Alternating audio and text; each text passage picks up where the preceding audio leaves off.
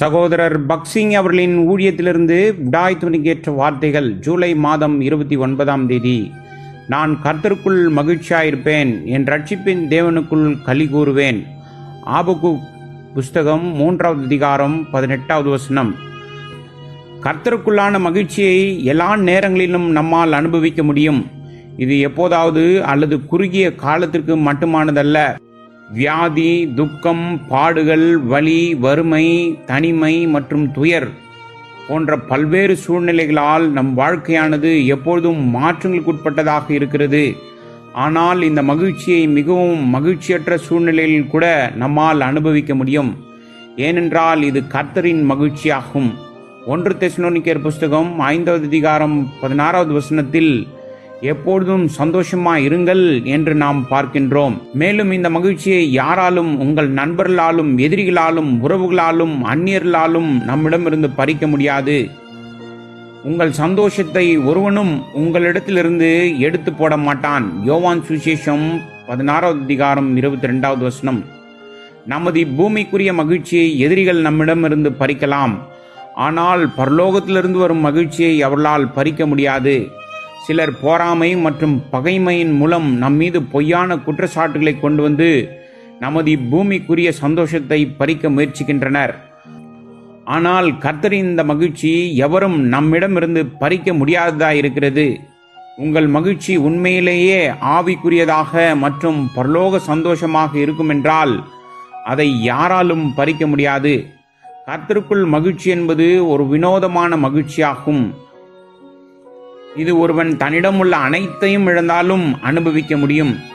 அத்திமரம் துளிர்விடாமல் போனாலும், திராட்சை செடிகளில் பழம் உண்டாகாமற் போனாலும், ஒலிவ மரத்தின் பலன் அற்று போனாலும், வயல்கள் தானியத்தை விளைவியாமற் போனாலும், கிடையில் ஆட்டு மந்தைகள் முதலற்று போனாலும், தொழுவத்தில் மாடு இல்லாமற் போனாலும், நான் கர்த்தருக்குள் மகிழ்ச்சியாயிருப்பேன், என் ரட்சிப்பின் தேவனுக்குள் களி கூறுவேன். ஆபகுக்கின் புஸ்தகம் 3வது அதிகாரம் 17லிருந்து 18வது வசனம் வரை. 1935ஆம் ஆண்டு குவேட்டா என்ற நகரத்தில் நிலநடுக்கம் ஏற்பட்டது. 18 வினாடிகளில் 58,000 பேர் மரித்து போனதை நானே என் கண்களால் பார்த்தேன். அங்கு வாழ்ந்த ஒரு சில விசுவாசிகள் தங்களிடம் இருந்த அனைத்தையும் இழந்தாலும் அதிசயமான விதமாக மரணத்திலிருந்து தப்பினர்.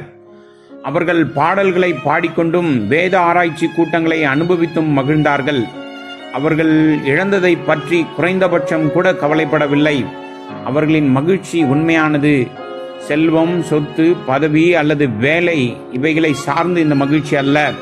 கர்த்தருக்குள்ளான மகிழ்ச்சியை துக்கம் பறிக்க முடியாது. துக்கப்படுகிறவர்கள் எனப்பட்டாலும் எப்பொழுதும் சந்தோஷப்படுவர்களாகவும், தரித்திரர் எனப்பட்டாலும் அநேகரை ஐஸ்வர்யங்களாக்குறவர்களாகவும், ஒன்றுமில்லாதவர்கள் எனப்பட்டாலும் சகலத்தையும் உடையவர்களாகவும் எங்களை விளங்க பண்ணுகின்றோம். 2 கொரிந்தியர் புஸ்தகம் 6வது அதிகாரம் 10வது வசனம். துக்கத்தில் எப்படி மகிழ்ச்சி இருக்கும் என்று நீங்கள் யோசிக்கலாம். ஆனால் இத்தகைய மகிழ்ச்சியை கொடுப்பவர்தான் தேவன். கர்த்தராகிய இயேசு கிறிஸ்து கொந்தளிப்பான கடலை முற்றிலும் அமைதியாக மாற்றினார். மத்தேயு சுவிசேஷம் 8வது அதிகாரம் 26வது வசனம். இவ்வாறே தேவ ஜனங்கள் மிகுந்த துயரம் மற்றும் துக்கத்தின் மத்தியிலும் அல்லது எந்தவிதமான துன்பம் அல்லது சோதனையின் மத்தியிலும் கூட தங்கள் இருதயங்களில் மிகுந்த சமாதானத்தை அனுபவிக்கிறார்கள்.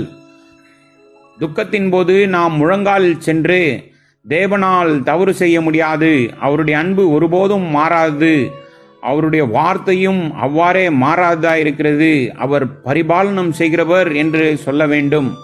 ஒரு உண்மையான விசுவாசி கடுமையான துக்கத்தில் அல்லது பாடுகளில் கூட தனது மகிழ்ச்சியை இழக்க மாட்டான் என்பதை நாம் பார்க்கின்றோம்.